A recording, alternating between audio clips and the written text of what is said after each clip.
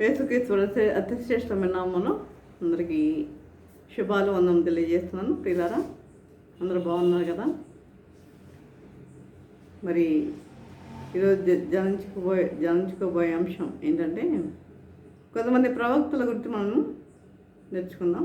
ప్రవక్తలు అంటే కొత్త నిబంధన ప్రవక్తలు, పాత నిబంధన ప్రవక్తలు కూడా కొంతమంది. చూడండి, కొత్త నిబంధన ప్రవక్తలు చూసినట్టయితే యాకోబు కొత్త నిబంధన ప్రవక్తల్లో ఒకరు. కొత్త నిబంధన ప్రవక్తల్లో ఒకరు ఆయన. యాకోబు ప్రవచనముల గురించి చాలా విషయాలు రాశాడు. ప్రవచనముల గురించి చాలా విషయాలు రాశాడు. చూడండి, యాకోబు పత్రిక 5వ అధ్యాయము 1-7 వచనం చూసినట్లయితే, పరిశుద్ధాత్మ ఆయనలో ప్రవహించుచుండెను. 5వ అధ్యాయము 1-7 వచనం చూసినట్లయితే, పరిశుద్ధాత్మ ఆయనలో ప్రవహించుచుండెను. అదేవిధంగా యోహాను చూసినట్లయితే, యేసుప్రభు జీవిత చరిత్ర, యేసుప్రభు యొక్క జీవిత చరిత్ర సువార్తలు రాసిన నలుగురిలో ఈయన ఒకరు. నలుగురు ఉన్నారు కదా సువార్తికులు: మత్తయి, మార్కు, లూక, యోహాను. ఈయన సువార్త రాసి ఉన్నాడు. కాబట్టి సువార్తలు రాసిన నలుగురిలో ఈయన ఒకరు. అందరిలో చిన్నవాడు. యేసుప్రభు ప్రియమైన శిష్యుడు. యేసుప్రభుని శిలువ వేస్తున్నప్పుడు ఆయన ఎదురుగా నిలిచి ఉన్నవాడు కూడా ఈ యోహానే. యోహానికి ప్రభు తల్లి యొక్క బాధ్యతను కూడా అప్పగించినట్లు మనకి తెలుసు కదా. మరి మిగిలిన శిష్యులందరూ ఏమయ్యారు? వెళ్ళిపోయారు కదా. అదేవిధంగా యేసుక్రీస్తు వరకు ప్రియమైన శిష్యుడు యోహాను ప్రకటన గ్రంథాన్ని కూడా రాశాడండి. ఈయన ప్రకటన గ్రంథాన్ని కూడా రాశాడు. అసలు ఈయన కూడా చంపేద్దామనుకున్నారు. ఈయన కూడా చంపేద్దామని ఏది సలసల కాకుతాం నూనెలో ఈయన పడేసినా కూడా ఈయన చనిపోలేదండి. చూసారా ఎంత అద్భుతమో? చూసారా? చిన్న ఆయిల్ చుక్క మనకి పడగానే ఎంత బొబ్బెక్కుతుందో కదా, మనకి భరించగలమా? మన తలసల కాగుతున్నా మరి పెద్ద బాండీలో పెద్ద గిన్నెలో కింద మంట పెడుతూ మరి ఆయన అందులో వేసినా కూడా ఆయన చావలేదు. ఇంకా వారికి విసుగొచ్చి ఈయన మాంత్రికుడు అని ఈయన యోహాను తీసుకెళ్ళి ఎక్కడ పడేశారు? పద్మాసు ద్వీపంలో పడేశారు. పద్మాసు ద్వీపంలో దేవుడు ఏం చేశాడు? ప్రకటన గ్రంథాన్ని రాయించాడు. దేవుడు తన బిడ్డలను తప్పనిసరిగా వాడుకుంటాడు కదా. అదేవిధంగా ప్రకటన గ్రంథాన్ని కూడా ఈయన రాశాడు. అందువల్ల కొత్త నిబంధనల ప్రవక్తలైన వీరు వ్రాతల్లో వ్రాసిన ప్రవక్తలుగా ఉండిరి. వ్రాతల్లో అంటే వ్రాసారు వీళ్ళందరూ. ఇక ప్రకటించిన ప్రవక్తలు ఎవరంటే, ఈ ప్రవక్తలు వ్రాత ద్వారా వ్రాయలేదు, కానీ నోటితో పలికారు. మొదటిగా బాప్తిస్మం ఇచ్చే యోహాను మనకు తెలుసు. యేసు ప్రభు వారి కన్నా 6 నెలల ముందుగా ఈయన వచ్చినట్లుగా మనకి తెలుసు కదా. మరి మొదటిగా బాప్తిస్మం ఇచ్చే యోహాను జరగబో సంగతులను గురించి ఈయన తెలిపెను. మత్తయి సువార్త 3వ అధ్యాయం 11లో చూసినట్టయితే, యోహాను బాప్తిస్మం ఇచ్చుచు మారు మనసు నిమిత్తం నేను నీళ్లలో మీకు బాప్తిస్మం ఇచ్చుచున్నాను. అయితే నా వెనుక వచ్చేవాడు నాకంటే శక్తిమంతుడు. ఆయన చెప్పులు మోయిటగైన నేను పాత్రుడను కాను. ఆయన పరిశుద్ధాత్మతోను అగ్నితోను మీకు బాప్తిస్మం ఇచ్చును. అంటే వీరి నోటితో ప్రవచనాలు చెప్పినట్లుగా మనం చూస్తున్నాం. అది ఇంకో ప్రవక్తను చూసినట్టే జకర్యా లూకాసు వార్త 1వ అధ్యాయం 67 నుండి 71 చూసినట్టయితే, మరియు అతని తండ్రి జకర్యా పరిశుద్ధాత్మ పూర్ణుడై ఇట్లు ప్రవచించాను, వృద్ధులైన ఈ ప్రవక్తల్లో సుమియోను ఒకరు. వృద్ధులైన ప్రవక్తల్లో సుమియోను ఒకరు. బాలుడైన యేసును వారు దేవాలయంలోకి తీసుకొని వచ్చినప్పుడు దేవుని కుమారుడైన యేసు జీవితంలో ఏమి జరుగునో ప్రవచించాడు సుమియోను. ఏమి జరుగునో ప్రవచించాడు. ఈ ప్రవక్తలు ప్రత్యేకంగా యేసును గూర్చి ప్రవచించిన వారు. వీళ్ళు ప్రత్యేకంగా యేసును గూర్చి ప్రవచించిన వారు. అయితే సంఘమును గూర్చి అగబు అని ఆయన ప్రవచించాడు. ఇతను గురించి బైబిల్లో ఎక్కువగా రాయబడలేదు. అగబు అని ఆయన ప్రవచించాడు, కానీ ఇతని గురించి బైబిల్లో ఎక్కువగా రాయబడలా. అది చూడండి. తర్వాత అపోస్తల కార్యం 9వ అధ్యాయం 15-16 వచనం చూసినట్టయితే, ప్రభు అననీయ అను శిష్యునితో మాట్లాడి తార్సు వాడైన సౌలు వద్దకు పోయి ప్రార్థించుమనెను. తార్సు వాడైన సౌలు వద్దకు పోయి ప్రవచించుమనెను. దేవుని యొద్ద నుండి ఈ ఆజ్ఞను పొంది వెళ్ళి ప్రార్థన చేశాను. ఎక్కడికి వెళ్ళాలో ఏమి చెప్పాలో కూడా ప్రభువు తెలియజేశాడు. మరి అపోస్తల కార్యం 13వ అధ్యాయం 1-2 వచనం చూసినట్లయితే, ప్రవచనాత్మ కొందరిలో ప్రవహించాను. ఇతర ఒక సంఘములో కొందరు ప్రవక్తలు ఉండి ప్రవచించారు. ఒక సంఘములో ప్రవక్తలు ఉండి ప్రవచించారు. సంఘ పెద్దలు ఎలాగో నియమించబడ్డారో అంతకంటే ఖచ్చితంగా ప్రవక్తలు ఉండిరి. అపోస్తల కార్యంలో 5వ అధ్యాయంలో ఉన్నట్లుగా కొన్నిసార్లు వ్యక్తులను కొంత సమూహములకు చెప్పబడను. పేతురు అన్నయ్యతో సపీరాతో ప్రవచించెను. పేతురు అన్నయ్యతో సపీరాతో ప్రవచించాడు. ప్రకటన 2వ అధ్యాయంలో 7 సంఘములలో ఒక్కొక్క దానికి చెప్పబడెను. కొన్నిసార్లు ప్రవచనము దేశమంతటికి చెప్పబడెను. అంటే ఈ యొక్క ప్రవచనాలు వీరు ఎలా చెప్పారన్న విషయాన్ని గురించి మీకు తెలియజేస్తాను. అంతే, వీరు ఎలా చెప్పారు అన్నది. ఇది చూసినట్లయితే ప్రవక్త నీలు కూడా ఉన్నారండి. నీలు అంటే స్త్రీలు, ప్రవక్త నీలు. స్త్రీల పాత్ర సంఘ పరిచర్యలో ఎంతో గొప్పది. స్త్రీల పాత్ర సంఘములో ఎంతో గొప్పది. కొంతమంది స్త్రీలు మాట్లాడకూడదు సంఘంలో అని అంటూ ఉంటారు. కొంతమంది కొన్ని సంఘాలు, కొన్ని డినామినేషన్స్ వాళ్ళు. కానీ దేవుని దృష్టిలో స్త్రీ అని పురుషుడని భేదం లేదు. స్త్రీ పురుషుడు అని భేదం లేదు. స్త్రీ కన్నా పురుషుడిని నేను ఎక్కువ అని అహంకారం వద్దు, ఆ భేదం లేదు. మన లోపం ఉన్న హృదయమును ఆత్మను ఆయన చూచును. మన లోపల ఉన్న హృదయాన్ని ఆత్మను ఆయన చూస్తాడు. ఆమె స్త్రీయా, ప్రవచింది స్త్రీయా లేదా పురుషుడా అని ఆయన చూడ్డు.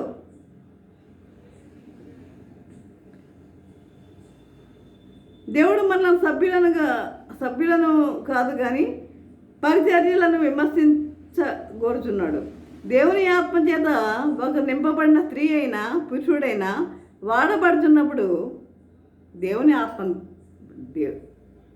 ఒకరు వాడబడుతున్నారంటే ఎలా వాడబడుతున్నారు? వారు దేవుని ఆత్మ ప్రేరణ చేతనే వారు వాడబడుతున్నారు, అంతే కదా.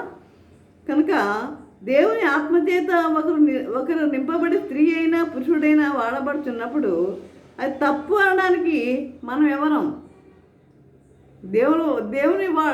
దేవునికి ఇష్టమైంది అది ఆయన వాడుకుంటున్నాడు. ఆ తప్పు అనడానికి మనకి అర్హత మనకు లేదు. బైబిల్ గ్రంథంలో అనేక మంది ప్రవక్తలు ఉన్నారు. అనేక మంది ప్రవక్తినులు అంటే స్త్రీలను గుర్తుపెట్టుకోండి. అనేక మంది ప్రవక్తినులు ఉన్నారు. దేవుడు స్త్రీలను అనేక విధములుగా తన పరిచర్యలో వాడుకున్నాడు. అనేక మంది స్త్రీలను తన పరిచర్యలో వాడుకున్నాడు. ముందు ఎవరిని చూద్దాము చూడండి. నిర్గమకాండము 15:20 చూసినట్లయితే ఎవరు? మోషే అక్క మిరియాము. 15:20 నిర్గమకాండం. మరియు అహరోను సహోదరియు ప్రవక్తయగు మిరియాము తంబురును చేత పట్టుకునేను. స్త్రీలందరూ తంబుర్లతోనూ నాట్యములతోనూ ఆమె వెంబడి వెళ్ళగా ఇతడు బైబిల్ గ్రంథము మిరియామును ఒక ప్రవక్తగా గుర్తించుచున్నది. బైబిల్ గ్రంథము మిరియాము ఎలా గుర్తిస్తుందట? ఆమె ఒక ప్రవక్తగా గుర్తిస్తుందట. ఒక ప్రవక్తగా గుర్తించుతున్నది. ప్రవక్తి అనగా ప్రవచించున్నది. ఇంక అనుమానం లేదు. ఆమె ప్రవచిస్తుంది అంటే అంతే, ఇంక అనుమానం లేదు. నెక్స్ట్ ఇంకో స్త్రీ చూసినట్టయితే దెబోరా. ఈమె న్యాయాధిపతుల గ్రంథంలో మనం చూస్తాం. న్యాయాధిపతుల గ్రంథంలో 4:4 మనం చూసినట్లయితే ఆ కాలమందు లప్పీదోతునకు భార్య అయిన దెబోరా అను ప్రవక్తి ఇశ్రాయేలులకు న్యాయాధిపతిగా ఉండెను. దెబోరా ఇశ్రాయేళ్ల మధ్య ఒక ప్రవక్తిగాను న్యాయాధిపతిగాను ఉండెను. ఒకవేళ ఆ సమయంలో దేవునికి దెబోరా తప్ప మరి ఒకరు కనపడలేదేమో. ఆ స్త్రీలలో దెబోరాయే ప్రభువుకి కనిపించింది. చెప్పండి ఉంది. ఆయన ఎవరిని వాడుకుంటాడో వారినే వాడుకుంటారు. కనుక హుల్దా ఇంకొక స్త్రీ ఎవరంటే హుల్దా. 2వ రాజుల గ్రంథంలో మనము 22:14 చూసినట్లయితే కాబట్టి యాజకుడగు హిల్కియాయిను అహీకామును అక్బోరును షాఫానును ఆషాయిను ప్రవక్తయగు హుల్దా యొద్దకు వచ్చిరి. వీరందరూ ఎక్కడికి వచ్చారంట? హుల్దా యొద్దకు వచ్చిరి. ఈమె వస్త్రశాలకు అధికారియగు హర్హషుకు పుట్టిన తిక్వాకు కుమారుడైన షల్లూమునకు భార్య అయి యెరూషలేములో 2వ భాగమందు కాపురస్తురాలై ఉండెను. ఈమెను గూర్చి మనం చూడాలంటే, ఇంకా బాగా నేర్చుకోవాలనుకుంటే 2వ దినవృత్తాంతంలో కూడా వ్రాయబడింది. 34:22 అప్పుడు హిల్కియాయిను రాజు నియమించిన వారును విచారణ చేయుటకై హర్హషుకు పుట్టిన తిక్వా కుమారుడును వస్త్రశాలకు పై విచారణ కర్తయగును షల్లూము యొక్క భార్య అయిన హుల్దాను ప్రవక్తి యొద్దకు పోయిరి. ఆమె అప్పుడు యెరూషలేమునకు తీరిన యువభాగములో కాపురం ఉండెనకు వారు ఆమెతో చెప్పగా వీరందరూ దేవుని యాజకులు. దేవుని యొద్ద నుండి వినుటకు హుల్దా యొద్దకు వచ్చిరి. యాజకులు ఎక్కడికి వచ్చారు? హుల్దా యొద్దకు వచ్చారు వాళ్ళందరూ యాజకులు. ఇక చూసిన యెషయా భార్యను చూద్దాం. యెషయా భార్య యెషయా ఒక వింతైన విషయం రాశాడు. ఏంటంటే ఆయన భార్య ప్రవక్తిని. ఆయన భార్య ప్రవక్తిని. యెషయా 8:3 చూస్తాం. నేను ప్రవక్తి యొద్దకు పోతిని.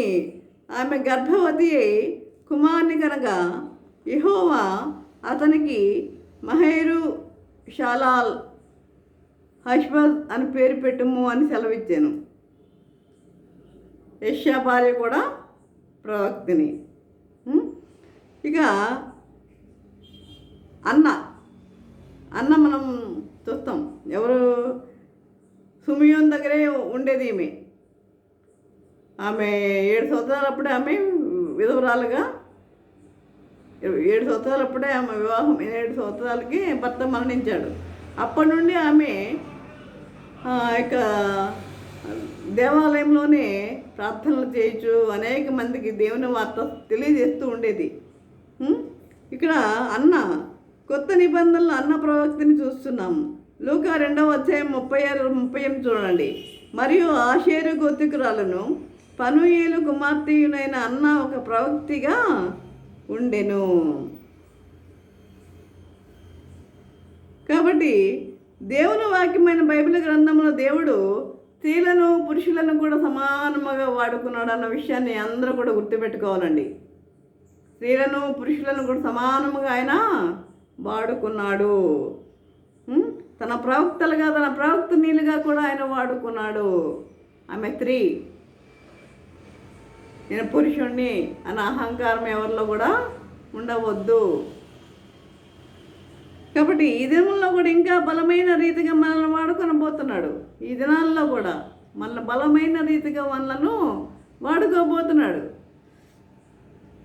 ఈ అంత్య దినములలో మనము ఆయన ఆత్మతో నింపబడి వాడబడి దేవుని సంఘమును నడిపింపవాలని ఆయన కోరుచున్నాడు.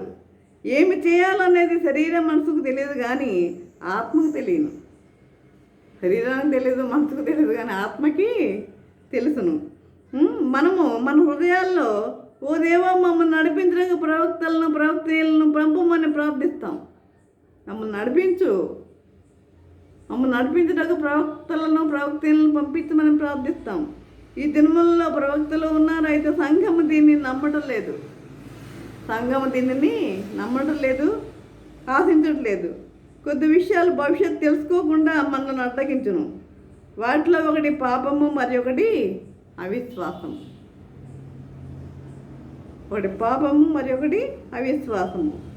అవిశ్వాసము అద్భుతములు చేయు దేవుని శక్తిని ఏం చేస్తుంది?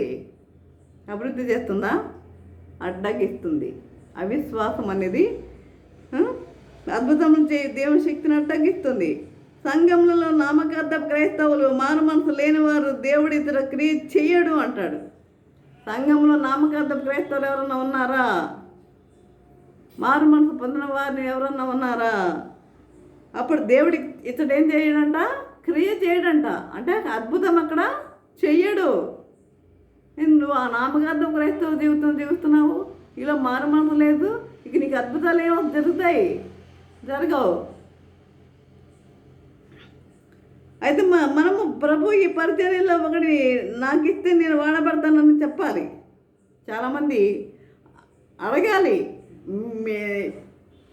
నాకు ఇవ్వండి ఛాన్స్, నాకు ఇవ్వండి, నేను వాక్యం చెప్తాను అని మనము మన యాజకులు మనము అడిగేవారిగా ఉండాలి, వాళ్ళని రిక్వెస్ట్ చేసేవారిగా ఉండాలి, చెప్పాలి. కాబట్టి ఇలా చెప్పిన దేవుని శక్తిని మరి బలముగా చూచేదవు. ప్రవచనము కంటే ఆశ్చర్యమైనది మరి ఒకటి లేదండి. ప్రవచనము కంటే ఆశ్చర్యమైనది మరి ఒకటి లేదు. ప్రవచనము కంటే ఆశ్చర్యమైనది. ఈ అంత్య దినములలో మనము ప్రవక్త పరిచర్య కలిగి ఉండవలను. అన్ని రకముల ప్రజలు నక్షత్రాలను చూసి ఏవేవో చెప్తారు కదా. నక్షత్రాలను చూసి అవి నమ్మకండి. నక్షత్రాలను చూసి ఏవేవో చెప్తూ ఉంటారు. సాతానుడు దేవుని ప్రజలను మోసగిస్తూ ఉంటాడు. సాతానుడు దేవుని ప్రజలను మనం ఎక్కువ ఎంత భక్తిలోకి వెళ్తూ ఉంటామో అంతే ఇంకా మరి మనలను మరి ఏం చేస్తాడు? దేవుని నుండి విడుదల కలిగించడానికి చూస్తూ ఉంటాడు అన్నమాట ఈ సాతానుడు అనేవాడు. మన వెనకాలే ఉంటాడు. కాబట్టి అందువల్ల మనం జాగ్రత్తగా మెలకువగా ఉండాలి, వాటిని ఎదిరించాలి. భవిష్యత్తు విషయం భయపడవద్దు. ఏం జరిగినా సరే దేవుని అసాధారణమైన శక్తి క్రియ చేయుచున్నది. నీవును వాడబడతావు, సిద్ధపడము. ప్రతి ఒక్కరూ వాడబడతారు. వారు చెప్తున్నారు, నేను చెప్పలేకపోతున్నాను అని అనుకుంటున్నారా? ఈరోజు ఎవరన్నా చెప్పండి. ప్రతి ఒక్కరూ చెప్పండి. ప్రతి ఒక్కరు కూడా వాడబడతారు. కాబట్టి దేవుడు నేను దీవించను, వాడుకొను. కాబట్టి విశేషంగా మీరు ప్రవచన వరాన్ని మీరు అపేక్షించండి. ఇది ఉండాలని ప్రభువు కోరుకుంటున్నాడు. కాబట్టి మనం దేవుని వాక్యాన్ని ప్రకటించే వారిగా మనము ఉండాలి. అది జీవించడానికి పరిశుద్ధాత్మ దేవుడు సహాయం చేసి నడిపించను గాక. ఆమేన్. నేను ప్రార్థన చేసుకుందాం. పరిశుద్ధురా, ప్రేమ గల తండ్రి, నీ పరిశుద్ధ పాదం స్తోత్రం దేవా. ప్రభా తండ్రి, దూరమైన ప్రభా, నీ వాక్యం ద్వారా తండ్రి మాతో మాట్లాడిన విధానం బట్టినైనా మీకు వందనం తెలియజేసుకుంటున్నాం ప్రభా. తండ్రి ఇంతవరకు ప్రభా తండ్రి, మరి కొత్త నిబంధన ప్రవక్తలు, ప్రవక్త నీళ్ళు అంటే పురుషులు స్త్రీలు ఈ ఇద్దరిని మీరు సమానంగా చూస్తున్నారన్న విషయం గురించి మేము ధ్యానించుకుని ఉన్నాం నాయన ప్రభా. స్త్రీ పురుషుడు అన్న భేదం మీకు లేదని మీరు తెలియజేస్తున్నారు నాయన ప్రభా. ఆ విధంగా ప్రతి ఒక్కరూ గుర్తు చేసుకునే నాయన ప్రభా. ప్రతి ఒక్కరు కూడా తండ్రి మీ వాక్యం ప్రకటించడానికి ముందుకు వచ్చేటకు నీ కృప దయచేయమని మా ప్రభు నేసనం బ్రతిమాలు వినము విడుకుంటున్నాము తండ్రి. ఆమెన్. తండ్రి అయిన దేవుని ప్రేమయు కుమారుడైన యేసుక్రీస్తు కృపయు పరిశుద్ధాత్మిక సహవాసము సకల దేవుని సదాకాలము ప్రభా తండ్రి. ఎంతమంది అయితే ప్రభా వాక్యం విని ప్రతి ఒక్కరికి తోడు నిలిచిండను గాక. Amen, amen, amen.